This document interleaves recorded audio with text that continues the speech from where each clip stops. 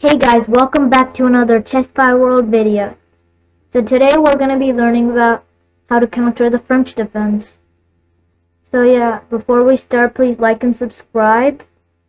And let's start. E4, E6. This is the French defense. The French defense is the third most popular line for black. So here, the most popular line for white would be D4. In which case d5, and there's a lot of moves: e5, knight c3, knight d2, or e takes. I don't like to play d4 because after d5,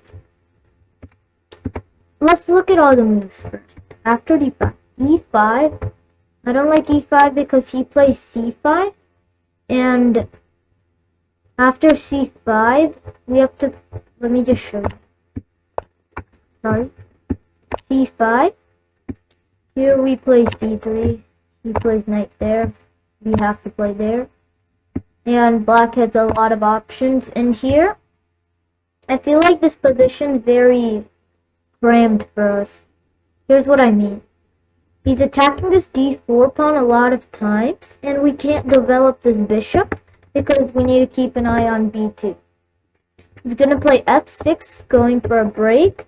He has simple plans of knight there and knight f5, and we can't really do anything.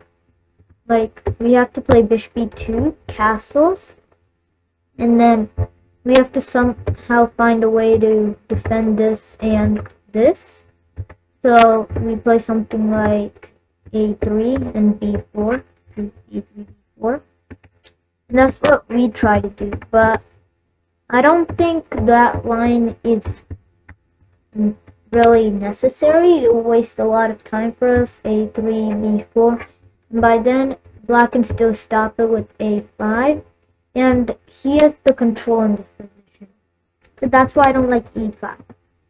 Let's look at e takes d5. Now, I don't like e takes d5 because after he takes back, this position is drawish, and as white, you want to try to win, not draw. And I don't want to teach you a line where it's completely drawish. I want you to win. So that's why I don't like e takes d5. He can play knight d2. That's called the drawish. And knight d2 is the line I recommend if you want to play d4. But I don't like knight d5 because you have to study c5 and knight there, and going into those lines you have to study more lines, and it's just very complicated. And same with knight c3. After knight c3, and we can play the winner or knight there. It's fine, you can do any of these except I wouldn't. So that's why I don't like b4 overall. Here's the move I like to play, which I discovered only around 2 weeks ago. I like to play c2 because I played a lot of games with this on chess.com with some pretty high rated players too. And black, being a French player, he always plays a certain amount of moves. Like, here's what I mean. He always plays d5, and he always plays, how do I say? He plays the same moves, basically. So that's why I like d5. Every French player that I've played against, and I played c3, he always plays d5. They think it's a forcing move. They think it's very good for them since the knight's supposed to be here, which is one of the drawbacks. And they're expanding, so what could be wrong?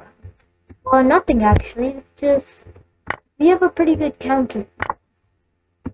d4. This is what I mean by it being easy and same moves are being played. So let's look at some of the lines. He can play knight f6. He plays knight f6. We play knight f3, bishop d6, and bishop d3. This is kind of the setup we want. And here he can play castles. A lot of people play castles. Or he could play queen e7.